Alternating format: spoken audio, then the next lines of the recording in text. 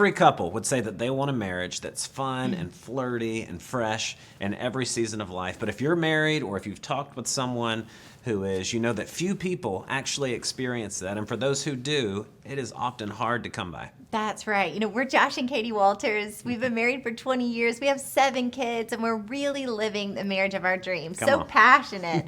But if you would have asked me 6 years into marriage if we would be here right now, there is no way I would have had this in mind. Yeah. You know, we went through a devastating season, and we were really left standing on a pile of rubble. And I couldn't imagine that God would actually bring about a new marriage, a passionate marriage with the same people, out of the same couple. But He God did it. met us in our pain, and He taught us some principles. And over the course of the last decade, we've been able to sit down with couples in our living room, on Zoom calls, at marriage workshops and conferences, just to process the raw and real of our story, where we were and where God's taken us, believing that if they'll sit down with Him, if they'll do the work, they could see Him do the same thing in their marriage as well. That's right. You know, one of the worst things in our season of pain would have been if somebody was speaking down to us or giving us lofty theology or principles that weren't actually effective in the muck and mire and pain of life.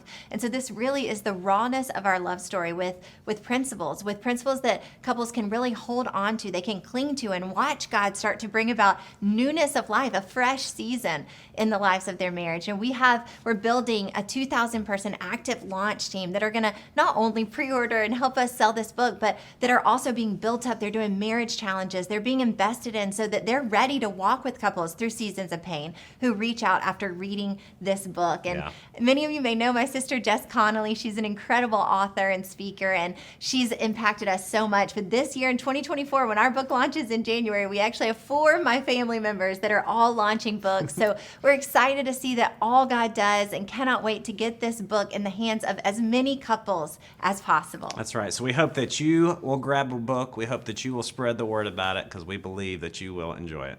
That's right.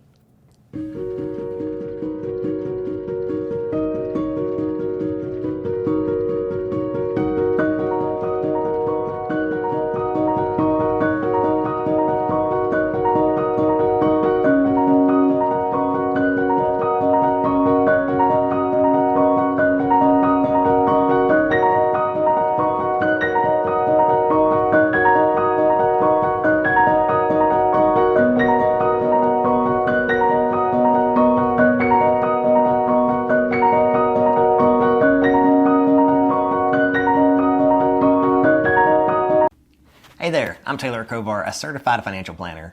And I'm Megan Kovar, and together we're the Money Couple. And together we are also fighting really awful hotel lighting right now, so just bear with us. Yes, and we're also the authors of the 5 Money Personalities and our exciting follow-up book, The 5 Family Money Conversations. Money personalities at every age and stage, set for release on October 10th. You see, as the Money Couple, we're crazy passionate about helping people understand their unique relationships with money. And we're especially dedicated to helping couples build thriving marriages. We wrote these books to empower people to maximize their financial lives by exploring their money personalities and learn to communicate effectively about money. Through our marriage conferences and various resources, we meet couples every day who are eager to get on the same page with their finances. These experiences have influenced our understanding and approach, making our books not just theoretical, but also practical. You know what else is awesome about our books? They're not just about crunching numbers or following budgets. We dive deep into how money shapes our relationships by identifying the 5 money personalities: saver, spender, risk taker, security seeker, and flyer. Readers can finally understand their own and their family members' financial perspectives. Our books help people build a rock-solid foundation for financial success by tackling the emotional and the psychological aspects of money. By understanding and respecting each other's money personalities, families can kiss money conflicts goodbye and say hello to healthier financial habits. And then in the 5 Family Money Conversations, we build upon the basics of the 5 money personalities to provide parents with a roadmap that they can finally use to talk to their kids about money. These aren't chats about what to do with their allowance. Instead, we help parents connect, encourage, and train each individual child about money based upon their unique money personality. And as a parent, let me tell you, it is good stuff. We're so thankful for it. We know that our books bring a fresh and much needed perspective to personal finance. Thank you so much for your time, and we can't wait to work together to make a positive impact on people's financial lives. Thank you. Bye, guys.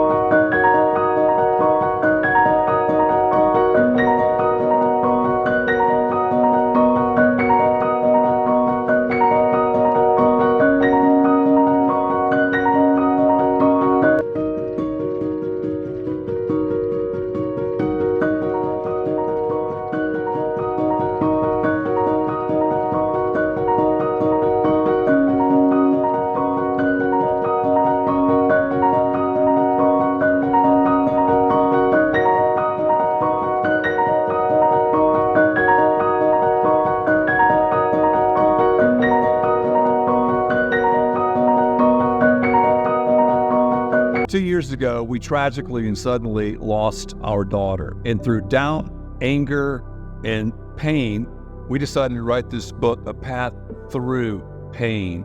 Not just dealing with pain, but how to negotiate and navigate through it. So many times people have asked, how can you have this unbelievable joy in the midst of such sorrow and grief? And truly, we chronicle in this book and write how God has shown us how to walk this path with victory. So we hope you'll get your copy of A Path Through Pain today.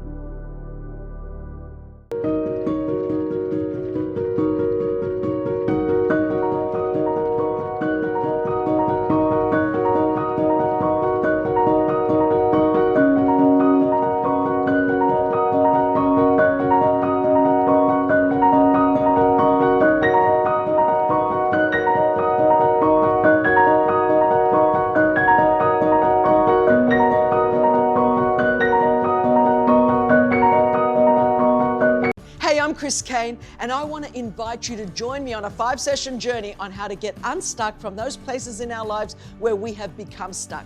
You know, God's got a great plan, purpose, and destiny for every single one of us. We need to stop looking back, we need to start looking forward and step up and into the purpose and plan that God has for us. Join me on this adventure.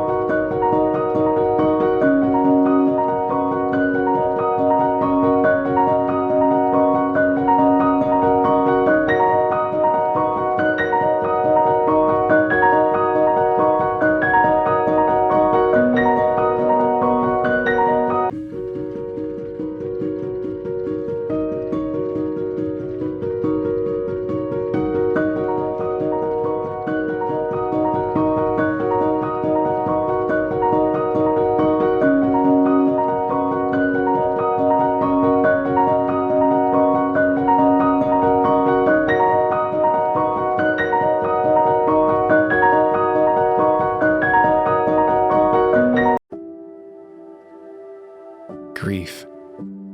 It's such a thief. It comes when we're most vulnerable and steals our peace, steals our joy, it steals our hope. There's an interesting thing about it because we don't grieve unless we love. In fact, the more we love, the more we grieve. But it would be ridiculous to say that we would give up love to avoid the chance of grieving. No one says that. So we love with all our heart and gladly accept the risk. But that comes with a heavy price. And I paid that when we lost our little boy River. I tried everything I could to make things better, to get well on my own, to keep my family moving forward. Oh, I thought I could be the rock they could lean on. But what does a rock do when it has nothing to lean on itself? I learned that the hard way. You see, it's just not in my personality to do the one thing I needed to do. Surrender. Surrender to the source of the river. You see, I had to give up my worthless paddles and oars and my little lifeboat that I thought I could navigate on waters that I could not predict. Sometimes rapids, sometimes deep, sometimes calm, but always twists, turns, obstacles downstream. But what did it look like to practically surrender like this? In a way to be healed. That's what I want to share with you. It started with a page, and then I wrote another, and then another until there was a book in detail showing you that there was light even in my darkest moments. Sometimes it takes someone else to show you, but there is purpose in your pain. Nothing is wasted in your grief. All of it matters for something greater than you could possibly begin to understand. And that's why I wrote this book, so that if even one person could learn to live like a river, dependent on its source, if even one person finds peace from it, then it's worth it.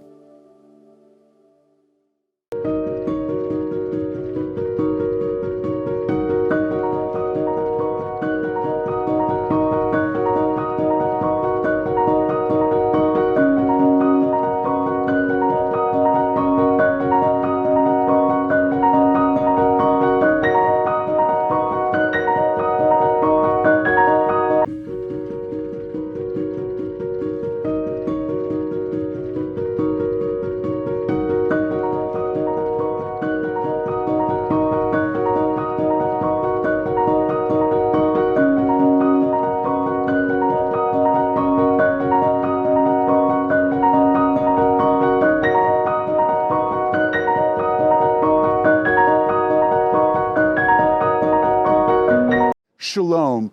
Do you or someone in your life need a miracle? Well, I'm standing in the city of miracles, Jerusalem, and over my shoulder is the Temple Mount. My new book, Signs and Secrets of the Messiah, is meant to increase your faith, to believe God for miracles as we explore the miracles that Yeshua Jesus performed and look at them in a high definition from a Jewish, Hebraic, and rabbinical perspective. Think about it for a moment. Why is the first miracle Jesus did, the turning the water into wine? Because he's the greater than Moses. Moses turned the water into blood, but he turned the water into wine so that you can have life and have it more abundantly.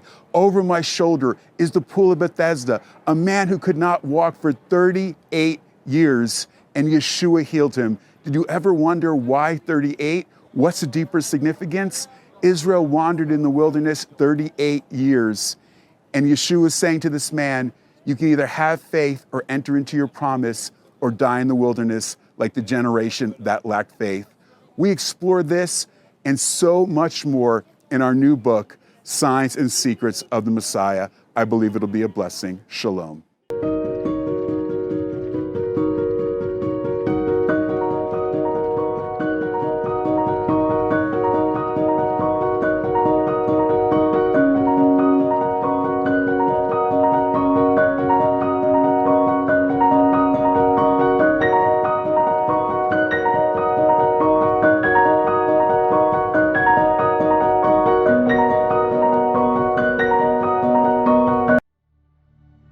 Have you ever wondered if God can really use someone like you?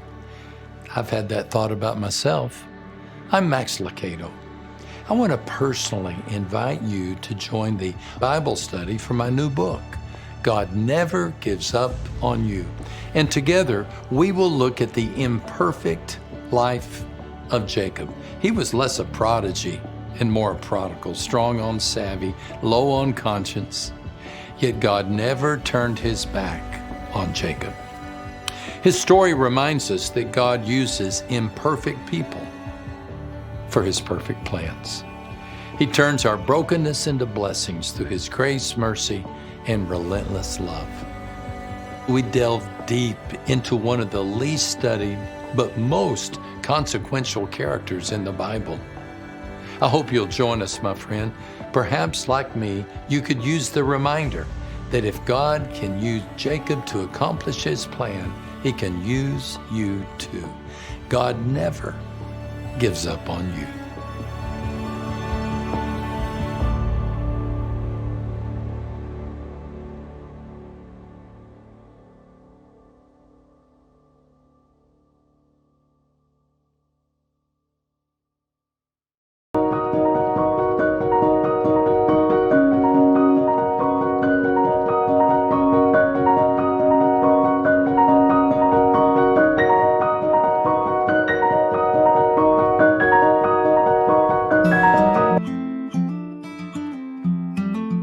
Dr. Morgan Cutlip. I am a mom to 2 crazy kids, Effie and Roy, wife to my high school sweetheart. We were born and grew up in Ohio, and now we're raising our family in Southern California. So I'm a PhD in psychology, and I have specialized in relationships for the last 15 years. I take psychological theory and psychological research, and I translate it into practical and actionable advice that can help people in their relationships. My book, How to Love Your Kids Without Losing Yourself, has been on my heart for a really long time. I thought I was completely prepared for motherhood. I ended up being really overwhelmed by the same thing that other moms are overwhelmed by, which is the radical amount of responsibilities, that worry about your kids, that guilt that we feel, and asking for that space that we really deeply need to catch our breath. And I knew that as soon as I came up for air, I wanted to help moms find a new way forward in motherhood. We love our kids. We want to be the best moms possible, but we want to feel good while doing it. So here's the idea of my book. Moms are the master managers of all of the relationships, but we don't often apply that same skill set to our relationship with ourselves. So I teach moms